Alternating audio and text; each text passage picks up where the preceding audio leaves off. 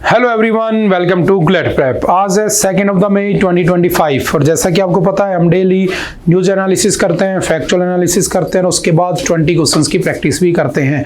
तो चलिए उसी सीक्वेंस को कंटिन्यू करते हैं।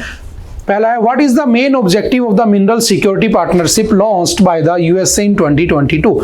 तो 2022 में यूएसए ने एक स्कीम स्टार्ट की थी, इनिशिएटिव लिया था मिनरल सिक्योरिटी पार्टनरशिप, जिसका पर्पज ये था कि जो चाइना का डोमिनेंस है उसको कम किया जाए, ठीक है, और जो क्रिटिकल और रेयर अर्थ मिनरल्स उनकी शेयरिंग की जाए।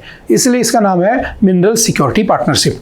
तो कब स्टार्ट होता है? 2022 में। तो क्यों आया था? To secure sustainable supply chain for the critical minerals, उसकी चेन बनी रही। याद रखना, ओरिजिनली इसमें इंडिया नहीं होता है। इसमें कितने मेंबर्स हैं टोटल? तो 14 मेंबर्स इसके अंदर, ध्यान रखना।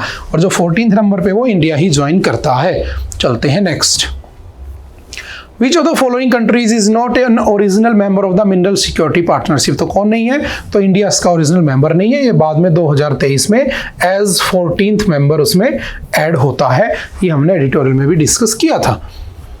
द टर्म ऑरेंज इकोनॉमी, ये भी हमने आज पढ़ा था कि जो वेव्स जो समिट हुई थी, है ना, जो हमारे मुंबई में हुई थी, उसमें मोदी जी जाते हैं और वहां पर वो एक वर्ड यूज करते हैं, ऑरेंज इकोनॉमी। तो what is the orange economy? तो बेसिकली ये क्रिएटिव इंडस्ट्रीज की से जो पैसा आता है, जैसे आर्ट, कल्चर, एंटरटेनमेंट, उससे आने वाले पैसे को, उससे होने वाली इनकम को क्या कहा गया? Orange economy. तो ये भी ध्यान रखना, हमने पढ़ा भी था एडिटोरियल में। In the context of the Indian Parliament, who can introduce a private members bill? तो ये भी हमने एडिटोरियल में डिस्कस किया था, एडिटोरियल आया था इस पे भी, कि जो प्राइवेट मेंबर्स बिल है वो खत्म हो चुके हैं। 1970 के बाद तो कोई पास ही नहीं हुआ है ना। तो क्या होता है प्राइवेट मेंबर बिल? तो याद रखना, एक होते हैं मिनिस्टर्स, गवर्नमेंट जो चलाते हैं, एक होते हैं उनके अलावा मेंबर्स, जो चाहे अपोजिशन के हो, चाहे सेम पार्टी के हो, चाहे कोई भी हो। अगर वो मेंबर ऑफ पार्लियामेंट अगर वो बिल लेकर आता है कि कौन, अदर देन द मिनिस्टर्स, तो उस बिल को हम कहते हैं प्राइवेट मेंबर बिल, ठीक है। तो any members of the parliament who is not a minister is considered as private member. In independent India, caste data has been officially collected in which of the following surveys? तो याद रखना 2011 में cast data इकट्ठा किया गया था, but उसको publish नहीं किया गया था, ठीक है, ये भी हमने पढ़ा था। द मिनरल सिक्योरिटी पार्टनरशिप जो MSP है, focus primarily on minerals that are critical for which industries? किस इंडस्ट्री के लिए क्रिटिकल है? तो याद रखना renewable energy and electric vehicles, क्योंकि हमारा फ्यूचर इसी पे डिपेंड करता है। क्योंकि अगर हमें कार्बन एमिशन फ्री होना है, कार्बन न्यूट्रल होना है, तो हमें यही चाहिए, और इसके लिए जो मिनरल्स है वो क्रिटिकल माने गए हैं। इंडिया के पास 30 क्रिटिकल मिनरल्स की लिस्ट है, ध्यान रखना। नेक्स्ट है, Crimea was annexed bye Russia. Crimea को कब रशिया अनेक्स कर लेता है? तो याद रखना 2014।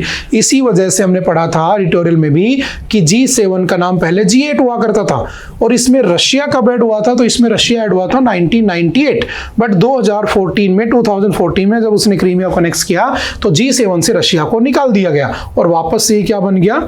G7 बन गया, ठीक है, ध्यान रखना इस बात का। The national human rights commission NHRC of India was establish कब बना होता है? तो याद रखना इस पे भी क्या एडिटोरियल आया था हीट वेव्स को लेकर, तो 1993 is the right answer. Who appoints the chairperson of the national human rights commission? तो कौन अपॉइंट करता है? तो याद रखना इनको अपॉइंट करते हैं प्रेसिडेंट ऑफ इंडिया। चलते हैं next. Which of the following statements about a private member's bill is correct? Correct पूछा है, ध्यान रखना, अच्छे से लैंग्वेज पढ़नी है। It has the same status as a government bill once passed, ठीक है, बिल्कुल सही है, ठीक है। तो option number is the right answer. इसका देखो, it can be introduced only with the prior permission of the president, नहीं। It is discussed during question hour, नहीं। It does not require voting, ये भी नहीं है। ये सेम वैसे पास होगा जैसे नॉर्मल बिल होता है, बस प्रेजेंट करने वाला कोई और होता है, ठीक है। चलते हैं next. Which of the following is not a founding member of ASEAN? तो ASEAN 10 मेंबर्स है, 1967 में बना था। जकार्ता इंडोनेशिया में उसका हेडक्वार्टर है। तो कौन नहीं है उसमें? इंडिया नहीं है, because India is not part of ASEAN, ठीक है। The headquarters of the association of south east Asian Nations, कहां पर ASEAN का हेडक्वार्टर? तो याद रखना ASEAN का हेडक्वार्टर है Jakarta, Indonesia. Option number B is the right answer. ASEAN was established in which year? ASEAN कौन सी ईयर में बना होता है? तो याद रखना 1967 में बना होता है, ठीक है। चलते हैं नेक्स्ट।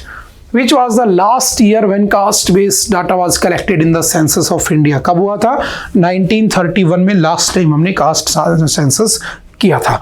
2011 में भी किया था, बट उसको पब्लिश नहीं किया था, ध्यान रखना, और अब से दोबारा से करने की बात हो रही है।